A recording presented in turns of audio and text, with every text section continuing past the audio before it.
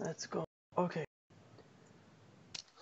So if you are a 50-year-old man and you drink 3 to 4 glasses of wine every day and 6 to 8 beers on weekend with your friends. So what is the first step in management of your hypertension here? I know you start with the weights, weight loss. And then after weight loss, you can do DASH diet. After DASH diet, you can do alcohol reduction, then sodium restriction, and then okay, hold on.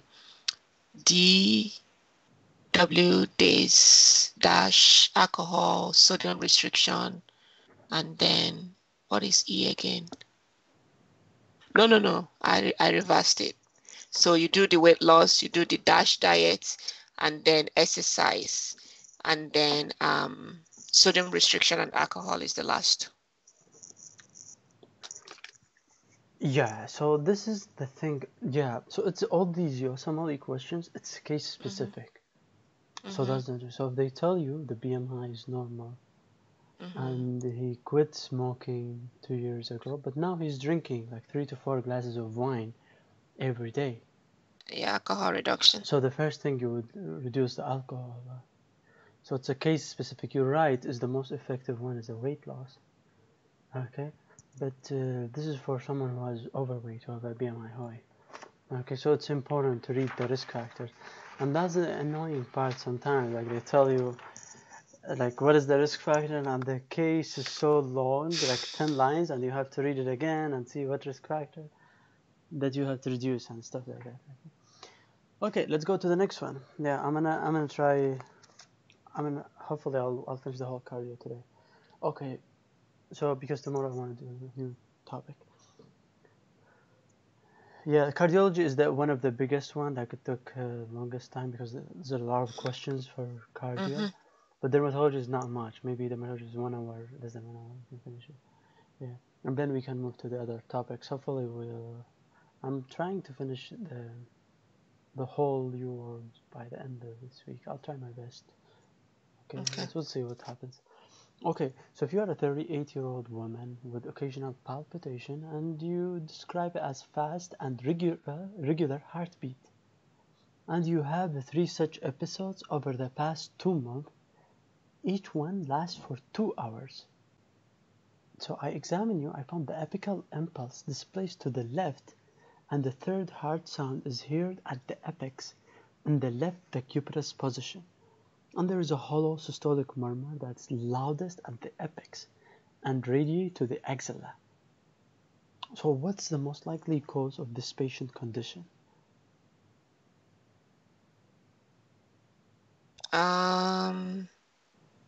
So you said that the heart sound, describe it again. It's hollow systolic murmur, loudest at the apex and radiating to the axilla. Okay. So maybe mitral regurg, and mitral regurg is what you're describing. Yeah, mitral regurg. So what is the most common cause of mitral regurg? MPV. Yeah, it's a mitral valve prolapse. So this is how the way they describe it. It's myxomatous degeneration of the mitral valve. They don't tell you mitral valve prolapse. They're going to make it a little bit trickier for you. Okay, so if you are a 48-year-old African American male with a severe retrosternal chest pain with a blood pressure 190 over 100, EKG shows left ventricular hypertrophy. So what is the immediate pharmacotherapy right now that I should give you? The immediate? Yeah, what medication should I give you right now? With a blood pressure of 190 and retrosternal chest pain.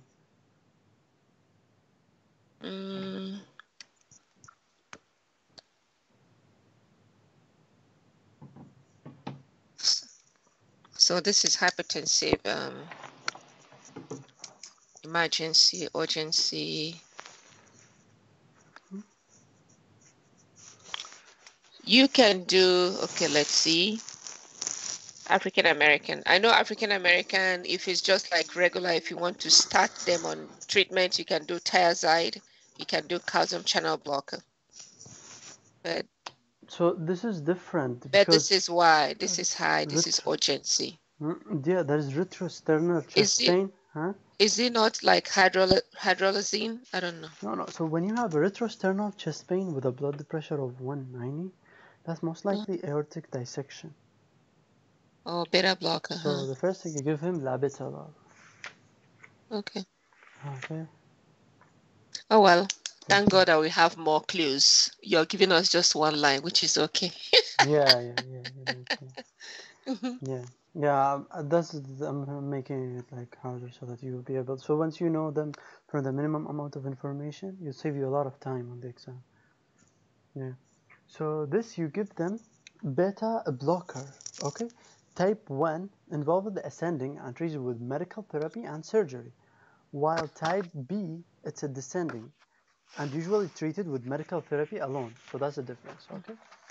Okay. So if you are a 50-year-old woman with a lower extremity edema and I'm giving you amlodipine, it was added, your sodium is 140 and potassium is 4. Okay, so what's causing this lower extremity edema? It's most likely due to amlodipine. They repeated this concept again because this is very important, right? Okay, now another question. If you are a 62-year-old man with a generalized aches and pains, okay, your creatinine kinase is 14,000. So what's causing this? What should I do right now? You have a generalized aches and pain and you're on simvastatin. I measured your creatinine phosphokinase and it's 14,000. What should I do right now? I think it depends on what the question is asked. And I know that if they're on statin and if their CK is greater than 10 times the normal, you stop the statin. Yeah, excellent. Stop the statin. That's it. 10 times normal, yeah. Yeah. Okay. So now, if you are a 34-year-old man with a severe substernal chest pain that began 30 minutes ago, your pulse is 110 and blood pressure is 160 over 100. Your examination is normal except for dilated pupil and small amount of blood at the external nares, and EKG shows ST elevation in V1 to V4. Cocaine. So what explained these symptoms? Cocaine induced MI. Excellent. Drug-induced vasospasm. So if you are a 74-year-old male who presented with a blood pressure of 165 over 75 and a 2 out of 6 systolic murmur at the left sternal border without radiation, your ejection fraction is 60%. So what's causing that? Okay. Say it again. I didn't get it. So this is 74-year-old guy. He's an old guy who have a systolic ejection murmur and hypertension. So this hypertension with a systolic ejection murmur in an elderly, what's causing that? And only this is what it's called. So this is interesting. It's called isolated systolic hypertension. So the blood pressure is 165 over 75. So the diastolic is fine. It's not like 160 over 100. It's 165 over 75. So what's causing that? So this is very tricky. So this is, I'll tell you, the rigidity of the arterial wall in elderly can cause isolated systolic hypertension. Okay? So the way you treat it, you give them thiazide, ACE inhibitor, long-acting calcium channel blocker. That's the thing. Okay.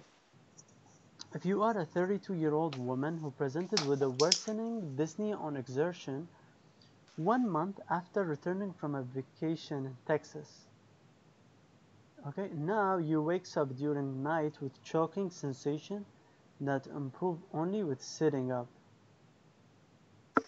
When I do chest x-ray, I found enlarged cardiac silhouetting with a small bilateral pleural effusion. EKG is normal. What's causing that issue?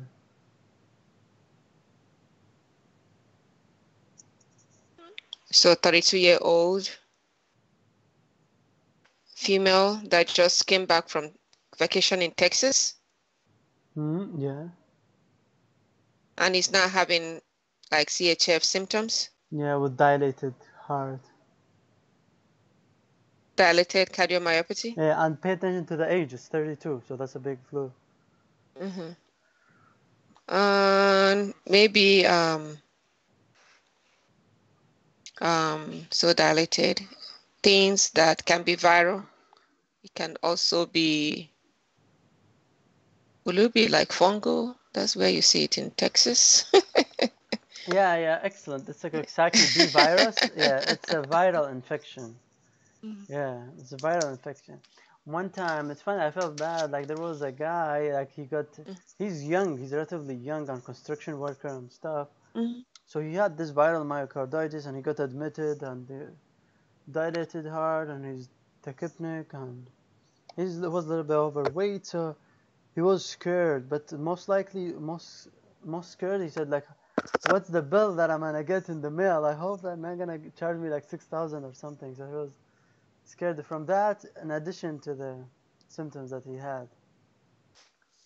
So it was tough, maybe, I don't know, maybe it's like when you get admitted, like someone who doesn't have an insurance, like they pay a lot of money, like it's crazy. I know. Yeah. Yeah, medical insurance in America is just yeah, is bad. Yeah, yeah, yeah, it's crazy. Yeah, that's why we study for USMLE. You don't need an insurance because you know what's going on with your own body. So that's Yeah, but sometimes it's scary.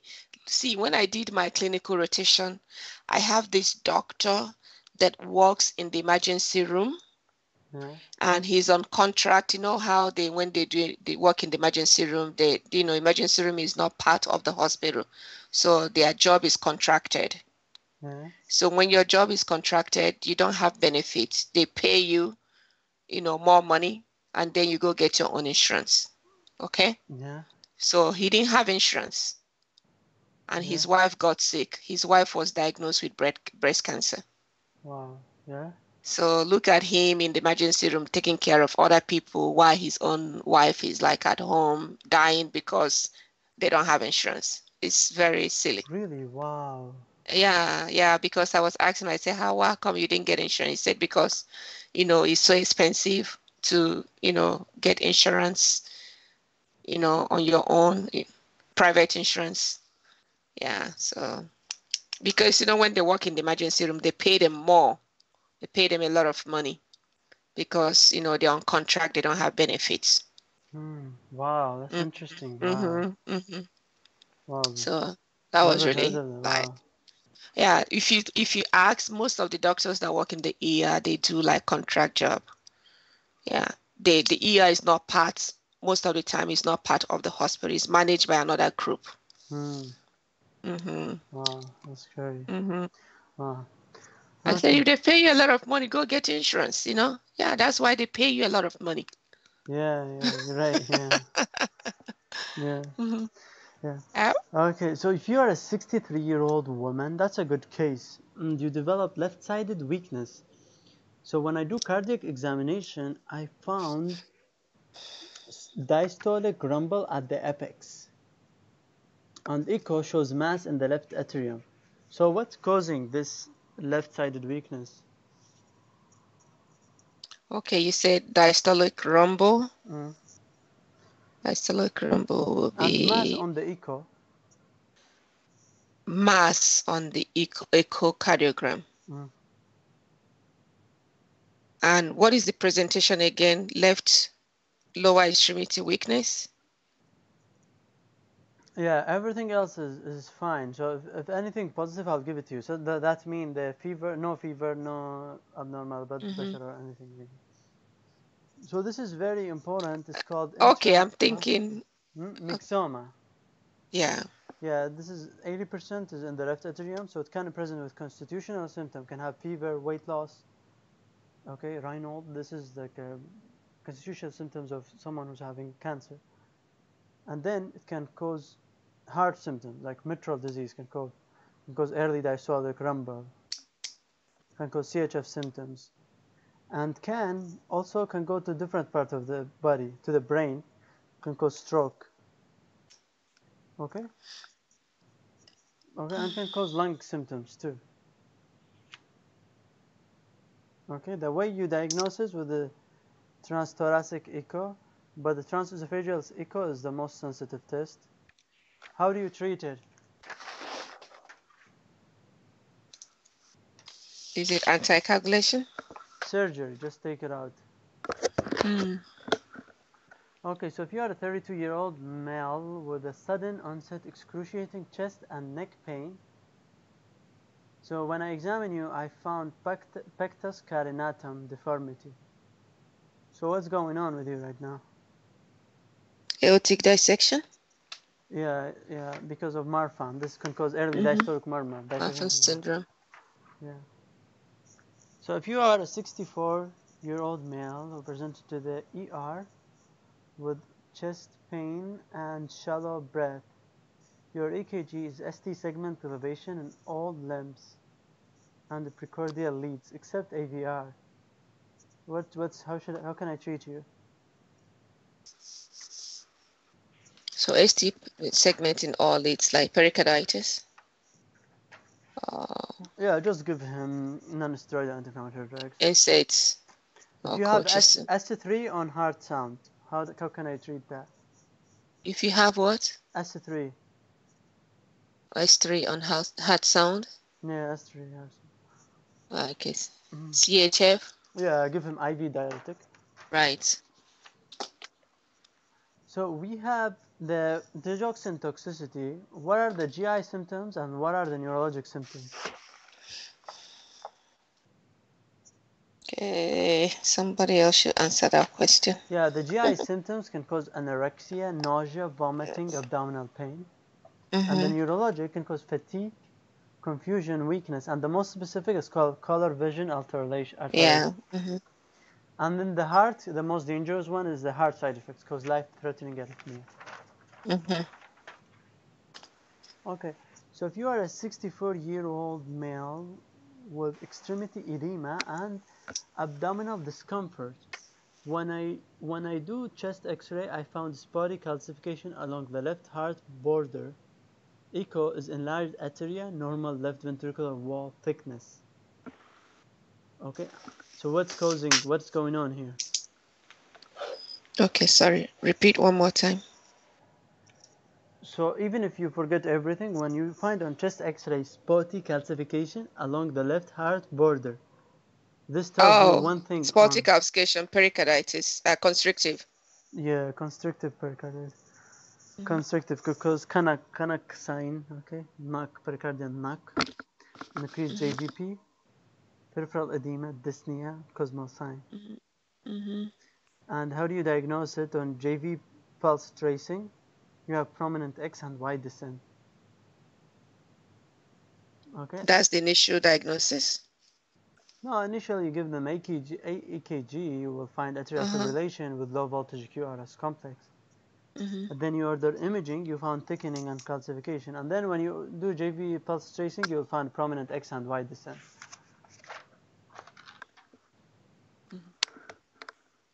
Okay, if you are a 38-year-old woman with a sharp chest pain, when I examine you, there's tenderness on palpation of sternum. What is that? Yeah, costochondritis. Yeah, just a second. If you are a 76-year-old male with irregular rhythm, so what's best next step in management? Okay, you're 76, have diabetes, and you have irregular. What's the best treatment to prevent remember how you asked it? Okay, to prevent long-term complication. Yeah, you anticoagulate them. Yeah, warfarin. Yeah.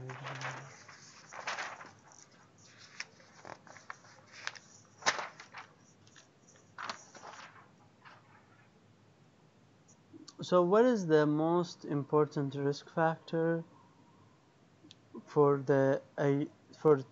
thoracic aortic aneurysm.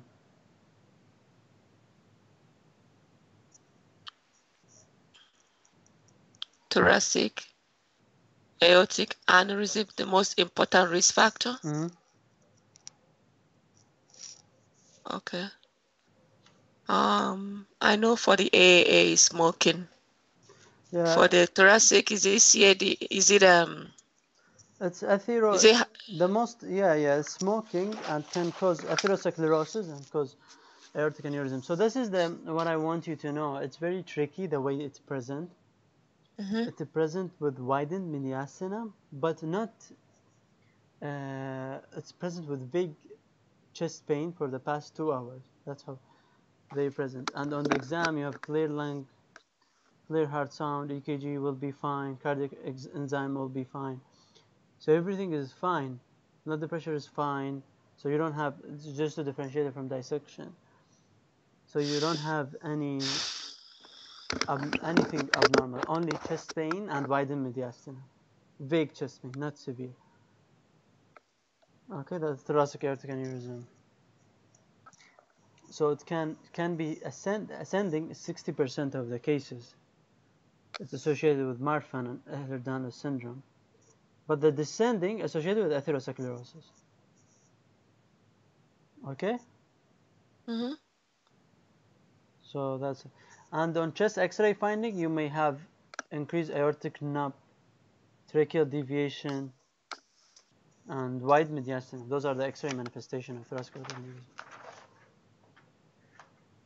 Okay.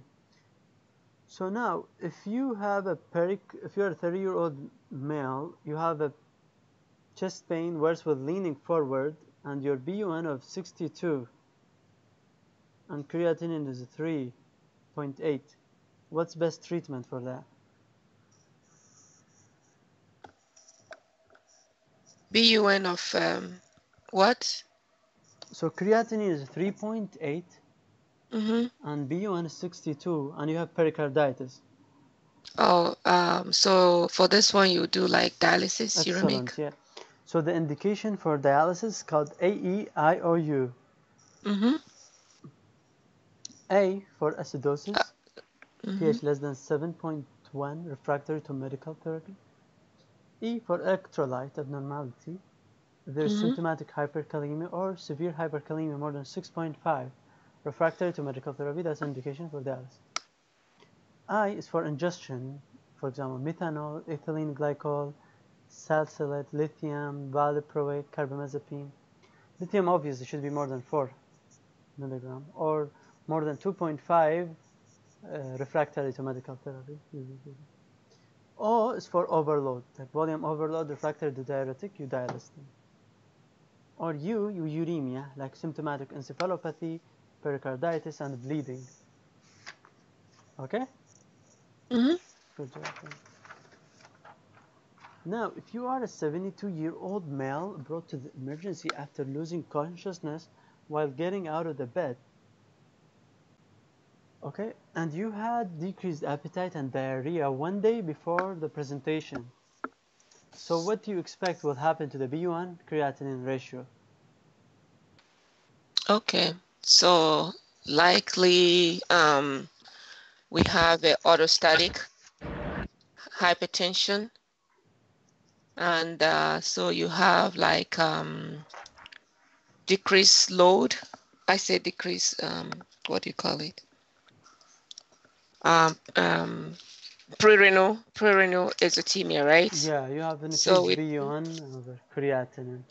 Yeah, so yeah, increased BUN. So the ratio would be 2 to 1, 20 to 1, right? Oh, okay, yeah, good job, yeah. And then what else did you ask? Yeah, that's about it. Like the BUN creatinine increases in dehydration because of syncope. So if you are a 34-year-old male with a chest pain that's substernal squeezing and radiate to the neck, okay, and not related to particular activity and occur at rest and can last up to 2 hours. So what type of pain is that? What organ causing this chest pain? This person is how old? It looks like 34. It's not related to activity. Happen at rest and lasts for 2 hours. Unstable? Stable, everything is.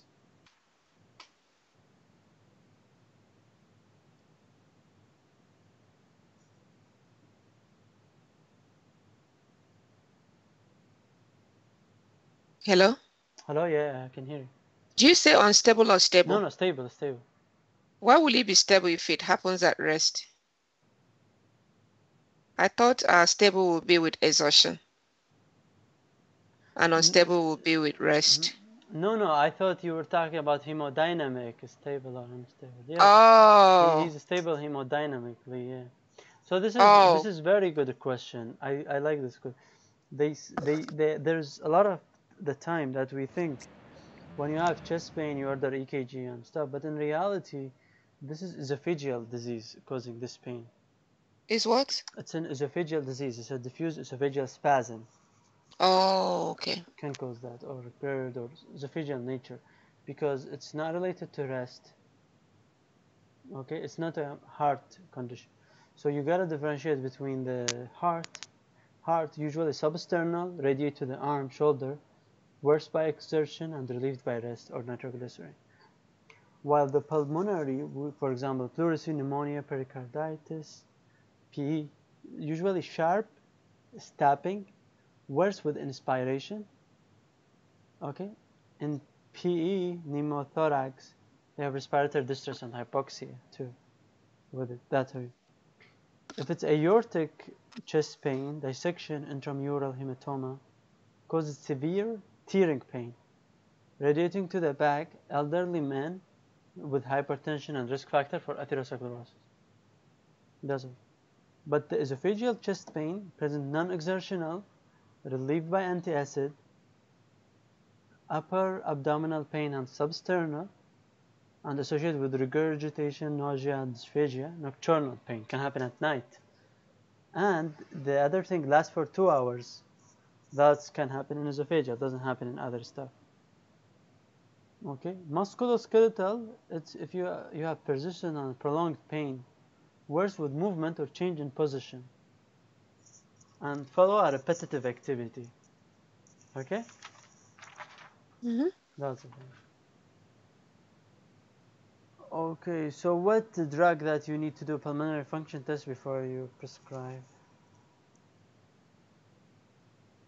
Pulmonary function test? Yeah. What drug do you? Yeah, you use. So you gotta do.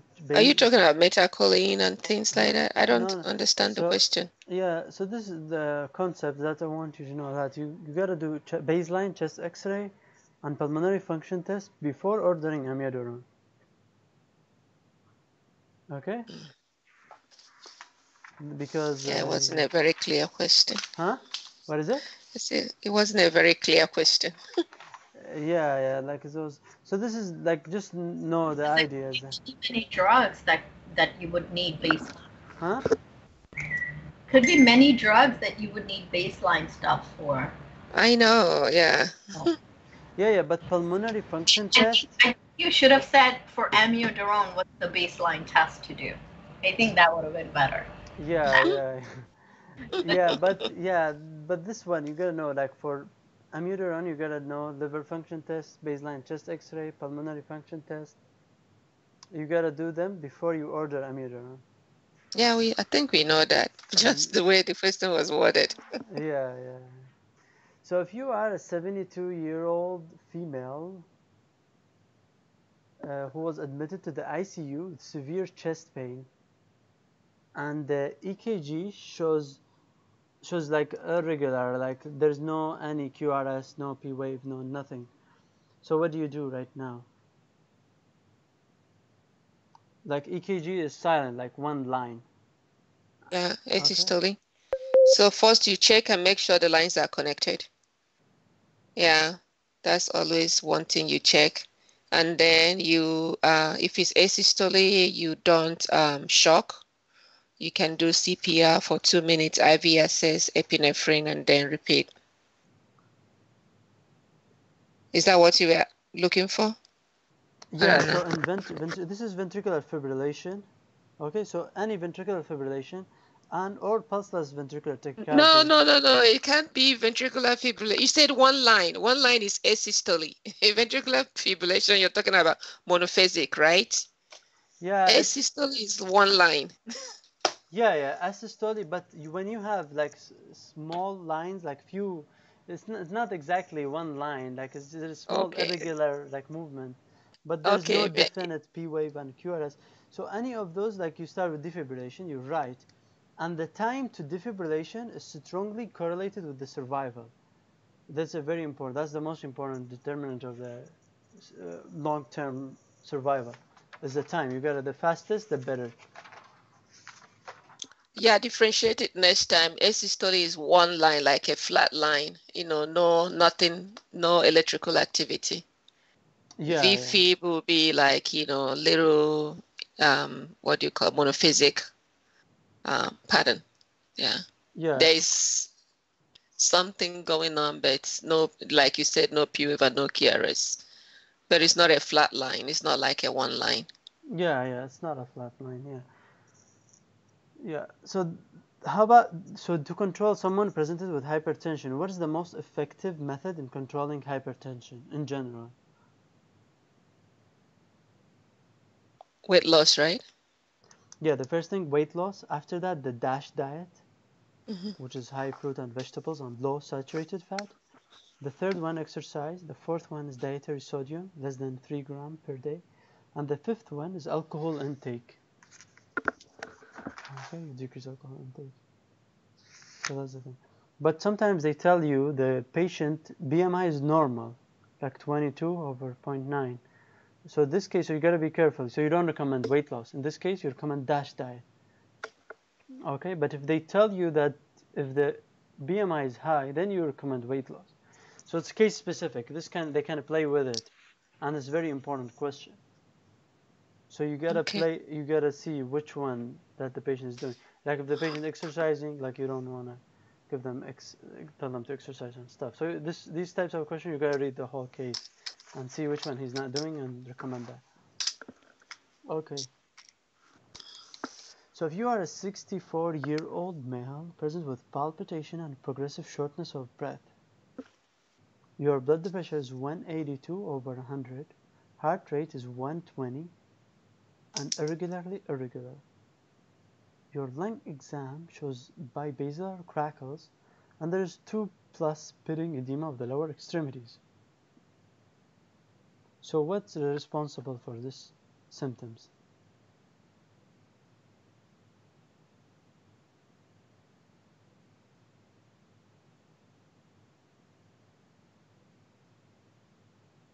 Okay, blood pressure is 180/100. 100. Okay, and the patient has AFib. Yeah, and crackles. And crackles. And what else? And like bibasilar crackles, dry cough. So what does that tell Okay. you? Like this crackles, edema, pitting edema. Mm-hmm. So what is the question? Yeah. So what's your diagnosis? So patient has AFib, also like some kind of like a CHF symptoms. Yeah. So CHF symptoms. So there are CHF. There are different types. Okay. There are one that you have ejection fraction is 34, for example, and there's another one, ejection fraction 55%. So what's Systolic and diastolic. yeah, excellent. So if I give you the ejection fraction is 55%, Diastolic. that's a diastolic dysfunction. Mm-hmm. Okay, but if I give you 34, so you gotta be careful. I look at the ejection fraction, that's a big clue. So the diastolic heart failure can present with hypertension, with left ventricular hypertrophy, restrictive cardiomyopathy, infiltrative cardiomyopathy, sarcoidosis, for example. HOCM can cause that, coronary artery disease, and valvular abnormality can cause that too. Aortic stenosis, mitral stenosis or rigor, and also pericardial disease like constrictive pericarditis, cardiac tamponade, and also systemic disorder like when you have high output cardiac condition like pyrotoxicosis, severe anemia can cause that too. Okay. Okay. Because that diastolic. Okay, so if you are a 48-year-old, I'm gonna connect to my phone and I'll just keep quiet and be listening because I'm driving and I'm going to pick my son. Okay. So I'll just mute. Yeah, because okay. yeah, I Okay. need to go pick him up. Yeah. Okay. Okay. All right. Sahar, you here? Hello? Yeah, so I am driving. I won't be able to keep you on mute. Oh, you guys both are driving? Yeah. Yeah, that's why I had you on mute because there was a lot of noise in my background. Oh, Sorry. okay. So who I wants? just left my house. I need to. Let's continue. Like we're about to finish with cardio. Okay, so if you are a 48-year-old Caucasian male who presents with a harsh systolic murmur that's heard at the right sternal border and radiate to the carotid. So what's causing that? What's your diagnosis? Sorry, repeat it one more time. If you are a 48-year-old male with a systolic murmur radiate to the carotid, what type of aortic stenosis is that? You already said it. It's aortic stenosis due to bicuspid valve, right? Yeah, that's what I want you to know. Yeah, bicuspid valve because it's 48. If it was 70, then it could be age-related. Okay, and that's an important one. Okay, if you are a 67-year-old homeless male who present with a 24-hour after chest pain. Okay. 2 years later, the patient is found dead on the street. Autopsy shows left ventricle with a globular shape and thinned wall along scar in the anterior wall. So what could have prevented that? So this patient had an MI and he died because of a scar on his myocardium. So what could have prevented that? The enalapril. So if you give enalapril, is the one that prevents ventricular remodeling. That's what they want you to know. Heart remodeling can be prevented by enalapril because and heart remodeling does no good for the human body and decrease your survival. Okay. If you are a 25-year-old woman who have hives after having unprotected sex, that's most likely from condom use. Okay, you're allergic to latex. Okay, so if you are a 63-year-old woman who present with a bilateral 2+ pitting edema in the lower extremity to the mid-shin with dilated tortuous superficial vein, and you have a small ulcer on the medial left ankle, this is a typical description of varicose veins. So the best treatment for that, frequent leg elevation. Hello? Hello, yeah. Okay. If you are a 35-year-old woman with irregular heart rhythm and absent P wave, and you have a mid-diastolic rumble, the most likely cause of your atrial fibrillation is left atrial dilation because of mitral stenosis. Okay, if you are a 63-year-old male who had an MI and then you developed apical pansystolic murmur radiating to the axilla with bibasilar crackles, when I do echo, I found a kinetic region of the anterior wall. So what's causing that deterioration? Most likely it's papillary muscle dysfunction. Okay. If you are a 42-year-old woman evaluated for depression, mood swings, poor sleep, and you complain of headache and muscle weakness, okay, and you had the 2 emergency visit for kidney stones. When I check your labs, I found the calcium to be 11.7. So what's causing your hypertension? And blood pressure is 160.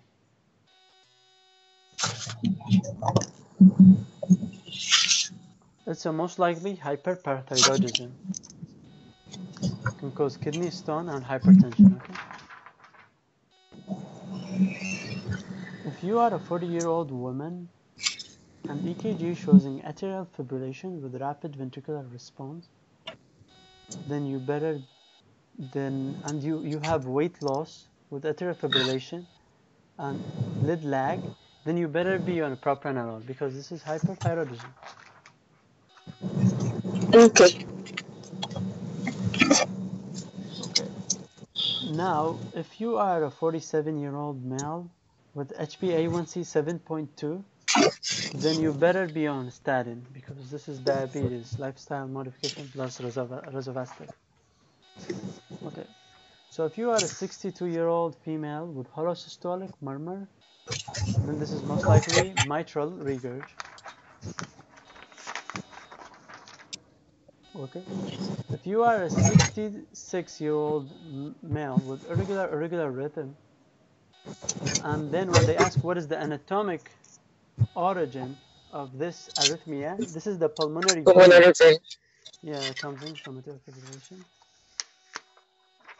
Now we finished the cardio. That's a good thing. Now let's just do some of the biostat and allergy immunology, like this scatter some of your pre-questions, and then we'll end the session. Okay.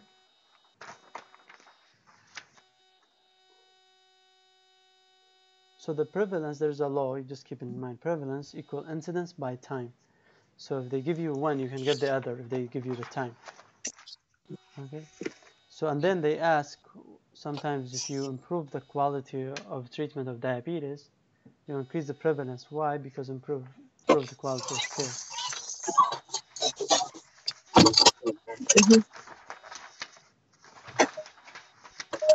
Just the breath.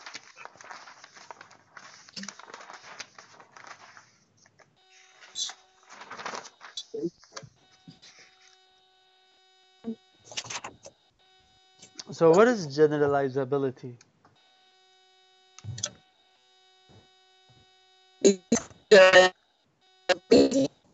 I think it is the I can't hear you, huh? And if you're able to, oh, you can hear me? Now I can. What is it? Hello? Hello? Yeah, I can hear you now. Can you hear me? Yeah.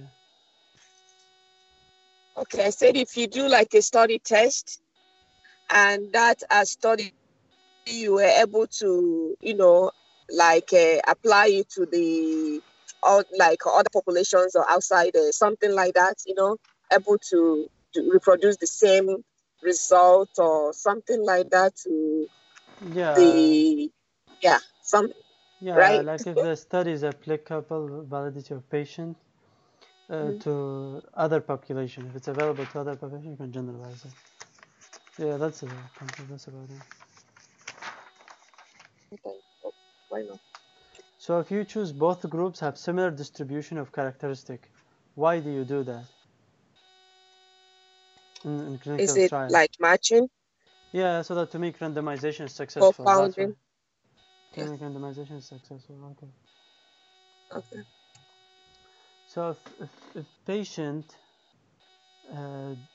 developed hyperkalemia and creatinine 1.7 after being on a medication. So what medication causes hypertension, hyperglycemia, and increases co-infection, and renal failure causes creatinine high, hyperkalemia. What medication causes that? With gingival hyperplasia and hirsutism. Hello? Hello? Yeah. I said. Sorry, can you repeat it one more time? Yeah. What medication causes what? What medication causes gingival hyperplasia, hirsutism, nephrotoxicity, like neurotoxicity? Cyclosporin. Yeah, excellent. Cyclosporin causes nephrotoxicity, hypertension, neurotoxicity, glucose intolerance, infection, malignancy, can increase risk of squamous cell carcinoma, can cause GI symptoms, anorexia, nausea, vomiting. Okay, that's the End of our session. So I'm just gonna do a really quick review of what we did for this hour, and then we'll call it a day. Very quick, like just a reminder of the high-yield stuff.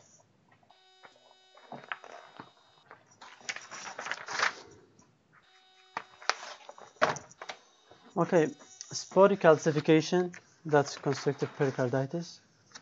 Tenderness on the sternum, costochondritis. Warfarin for AFib,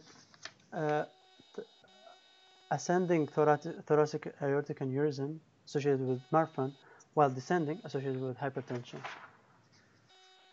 Acidosis, electrolyte abnormality, ingestion overload, uremia, all of those indication for dialysis. If you have dehydration, syncope, that's most likely to be pre-renal. You have increased BUN, hypercreatinine. There are different types of chest pain. If it's not related to activity, lasts for 2 hours, that's most likely esophageal. We do baseline chest X-ray and PFT before you order amiodarone. Someone with pulseless VT or a VFib, you do defibrillation as soon as possible. And then weight dash, exercise, and dietary sodium alcohol intake. You gotta see it according to the patient. You gotta look at what risk factor he's doing and try to counsel him on that. If you have heart failure with ejection fraction of 55, that's a diastolic. But if an ejection fraction of 35, that's a systolic.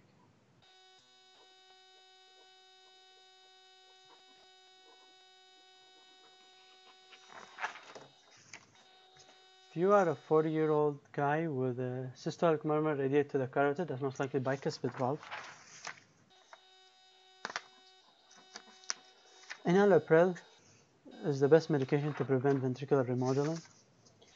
If you have anaphylactic after sex, anaphylactic shock after sex, that's most likely latex allergy.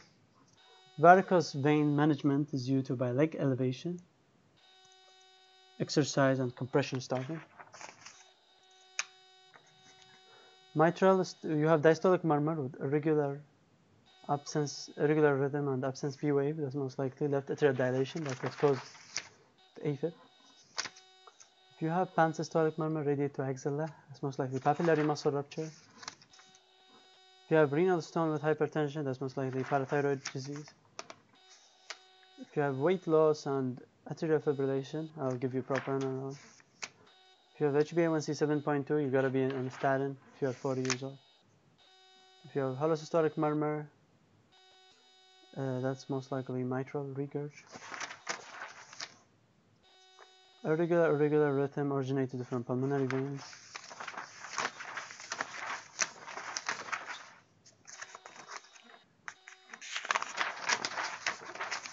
And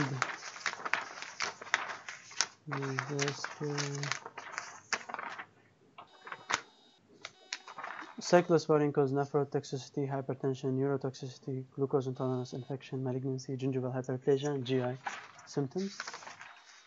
And that's a summary of the lab review of the cardio, and we're done with the cardio for now. Okay. Do you guys have any questions, feedback, or